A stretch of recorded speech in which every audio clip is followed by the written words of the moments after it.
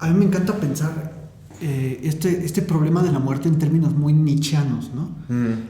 La vida es una voluntad de poder que intenta afirmarse, no de poder así como poder político, represivo, ¿no? O sea, es, como diría Foucault, ¿no? El poder es productivo también. O sea, el poder produce discursos, produce cosas, y la vida es una voluntad de poder. Es decir, es algo que busca afirmarse, como ya dijimos en un inicio con Bataille, incluso en la muerte, busca afirmarse, busca expandirse. La vida es eso, es poder. Y lo curioso es que el poder, como verbo de se puede, no puede traspasar ese trazo que tú dices de la muerte. Claro. Es que yo puedo, y es que yo voy a hacer esto, y es que yo voy a superar mis sueños, y es que yo me voy a desarrollar, y es que yo voy a alcanzar mis objetivos. Sí, pero ¿qué crees? Hay una cosa que no puedes. Claro. Y que, bueno, nosotros dentro del psicoanálisis eso lo llamamos castración. Así es. Que no es castración del pene, ¿no? Porque de repente van a decir, oye, pero ¿qué tiene que ver con que, no? Esos güeyes están castrados, ¿no? Sí, ¿no? Pues sí, de alguna manera, pero no de manera física, ¿no? Bueno, simbólica. Simbólica, digamos, ¿no? Imagínate, uno sería una defecio ahí como arrojado al mundo. ¿Sí? Oye, sí, porque luego te dicen, tienes que asumir tu castración, ¿no? ¿No? Como de ¿qué? Caray, ¿no? ¿no?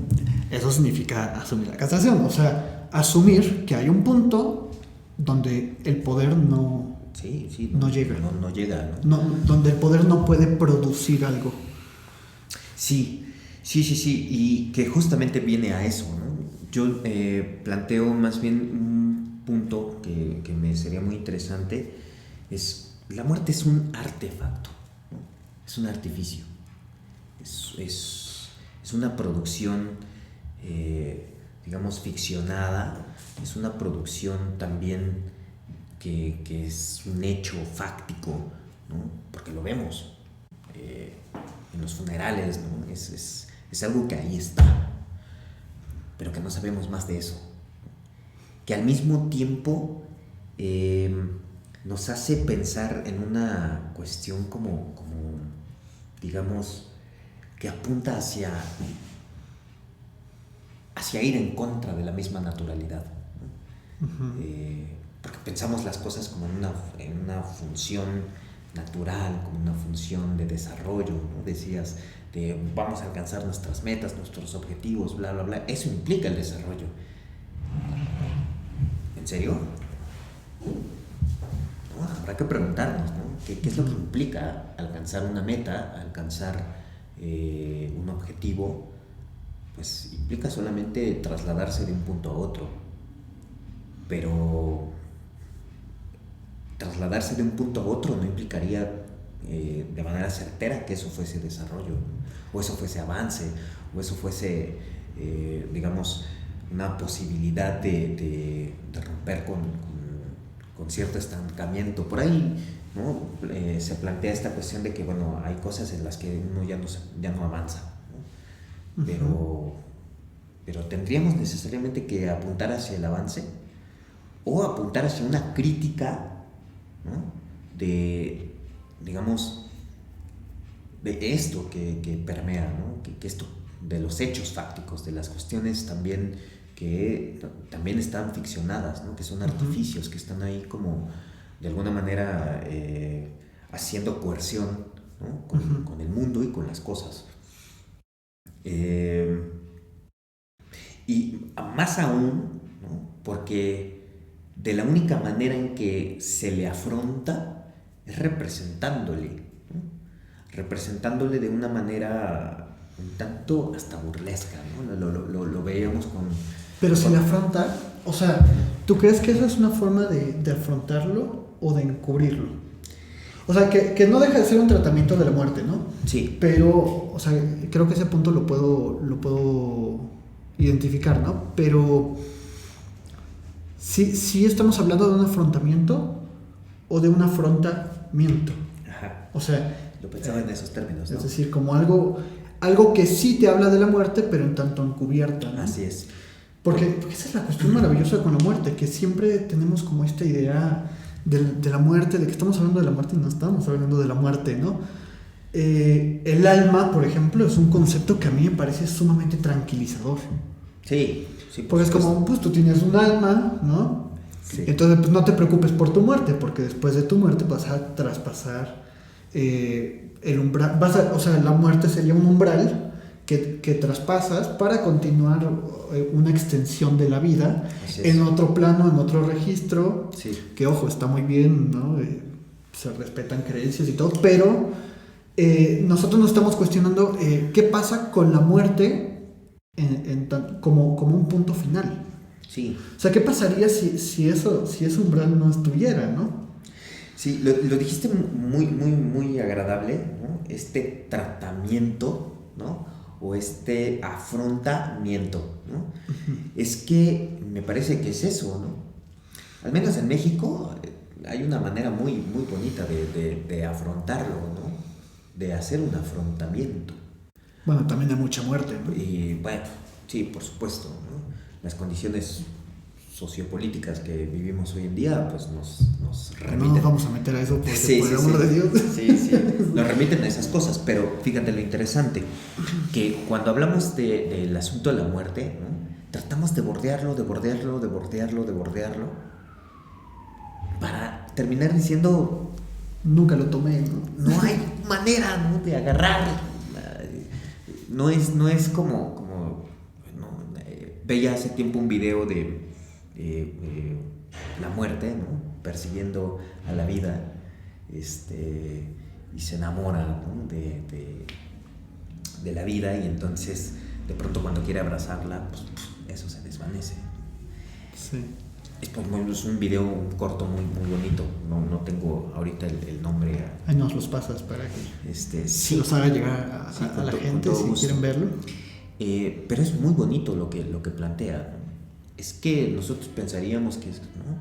Abrazar a la muerte sería lo más tranquilizador. Puede ser, pero también al mismo tiempo es lo más angustiante, ¿no? Claro. Porque quién sabe qué pase después de ese punto.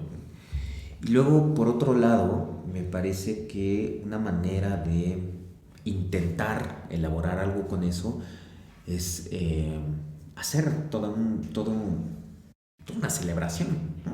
Entonces tenemos este día de festejo, ¿no? Donde se representa a la muerte como una calaca. Pero aparte lo interesante es eso. ¿Por qué una calaca, no? Una calaca que además está animada, ¿no? No está inerte, sino que nuevamente tiene una esencia, tiene una sustancia, tiene un alma. Así es. Si podemos decirlo así. O sea, está animada. Alma, ánima, sí. Animada, ¿no? Sí. Creo que sí es muy interesante, porque además cuando empezábamos a platicar, yo decía, perdón que les estemos hablando de esto como que pareciera muy negativo, ¿no? Claro. Como muy pesimista, ¿no? De, pues es que la vida se acaba. Pero creo que si algo estamos abordando es que la muerte produce. La vida, digamos, sin muerte no es posible, ¿no?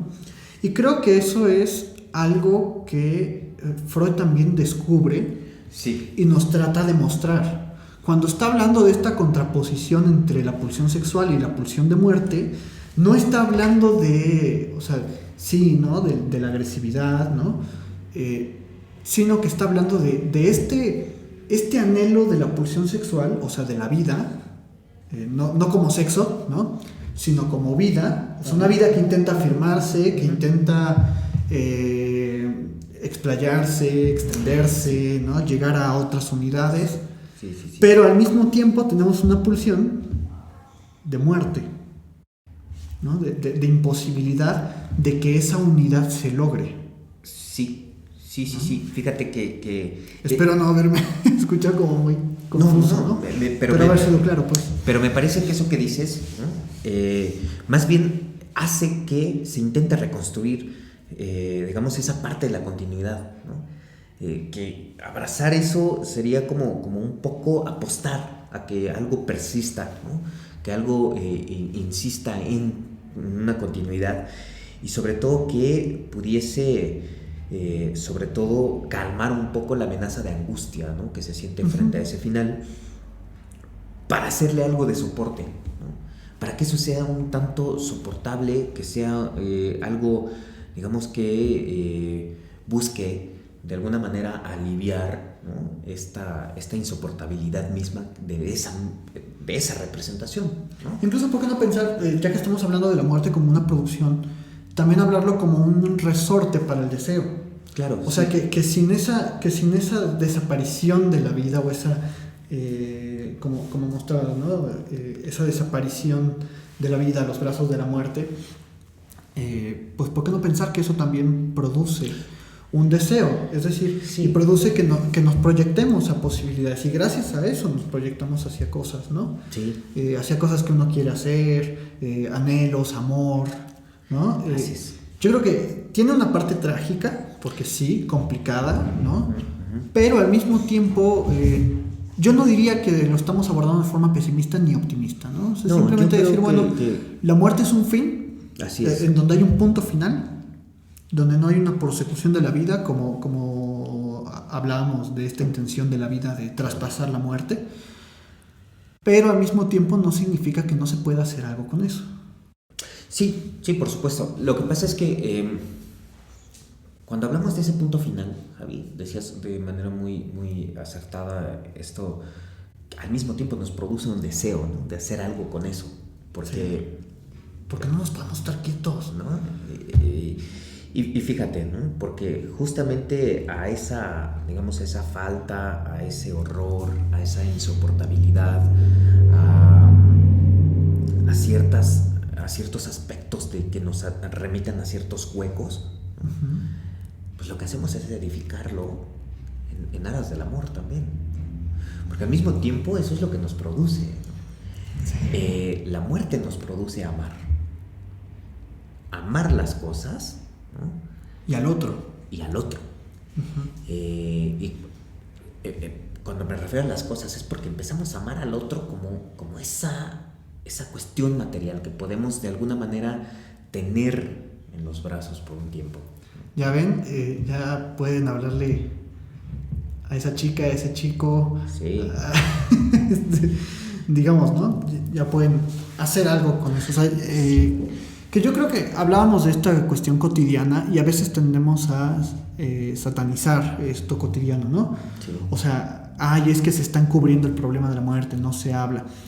Yo creo que tampoco se trata de hacer de un lado lo cotidiano, ¿no? O sea, es acceder a esta angustia que nos da la muerte, pensarla, decir algún momento se va a acabar todo, y por qué no traerlo también a lo cotidiano, a lo que hacemos todos los días, ¿no? Creo que te da una relación distinta con las cosas con las que te ocupas, pero al mismo tiempo te da una relación distinta con la coexistencia con el otro. Sí. O sea, si yo sé que todo tiene un fin, si yo sé que todo se va a perder, si yo sé que va a haber un cese de posibilidades, también puedo amar desde ahí. Claro.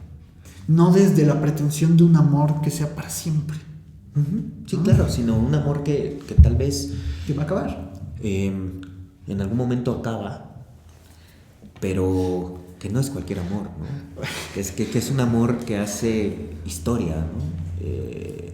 Una historia de amor escrita, ¿no? Una historia que abre el mundo, digamos, de los arrojos del deseo, ¿no? Ahí, en este entregarse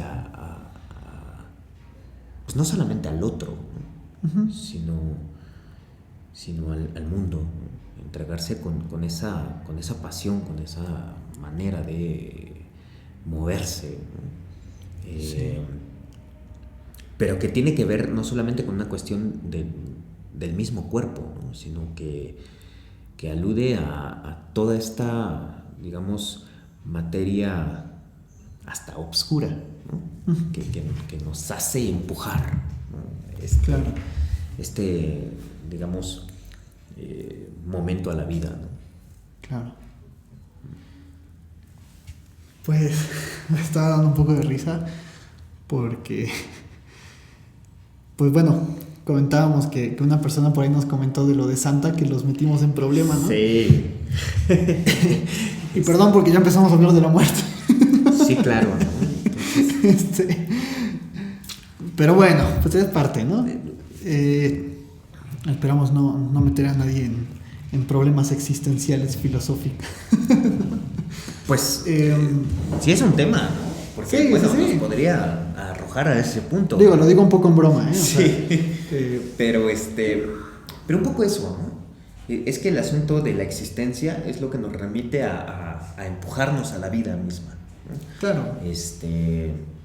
Porque justo está por fuera, ¿no? O sea, sabemos que hay un límite y ese límite no está pensado de manera, digamos, consciente, ¿no? Sino parece que en el momento en el que se presentifica, ¿no? Estalla, ¿no? Y uno frente al ataúd del otro dices, wow. Te planteaba una charla, hay un caso que a mí me llamó muchísimo la atención. Es una chica que me comenta, ¿no? Que asiste a una cuestión de coaching, se mete a trabajar los niveles de coaching, ¿no? Y en el tercer nivel les piden una cuestión de retos. Y en esos retos, uno de esos era que se pusiera a bailar ahí en la calle como cualquier otra persona, y lo hace, ¿no? Y el otro, enseguida, es que por la cuestión de su miedo a los espacios cerrados, la meten en un ataúd de muerto durante más de media hora, ¿no? Una cosa... Pero delirante, ¿no? Súper delirante, muy fuerte, porque ella, estando trabajando en consulta conmigo, me dice, ¿sabes? No había dado cuenta que durante todos estos 2 años y medio que han pasado después de haber vivido esta experiencia en el coaching, pues he estado viviendo muerta. Encerrarme en un ataúd ahí fue muy fuerte. Ese es otro tema, ¿no? Viviendo muerta. Qué fuerte, ¿no? Y además, bueno, o sea, te encierras en un ataúd, pero, a ver, no estás muerto, ¿no? Así es. Sigues estando, o sea, sigue habiendo vida. Por supuesto que se va a angustiar, ¿no? Claro. Y, bueno, pero es que... No quiero meter en conflictos, ¿no? Pero, No. pero es que los coaches, de verdad... Sí. Imagínate... ¿no? Habrá que dedicar otro episodio para esas cosas, ¿no? Sí, pero... Criticándolas, por supuesto, ¿eh? O sea, así es, sí. Yo detesto esas prácticas. Pero lo interesante de esto que comento, Javi, es que uno podría pensar la muerte solamente como en este asunto fáctico, ¿no? de la caída del cuerpo, ¿no? Del fenecimiento de alguien. El asunto es, ¿qué onda con los que viven muertos? Que por eso te decía, no es un evento, ¿no?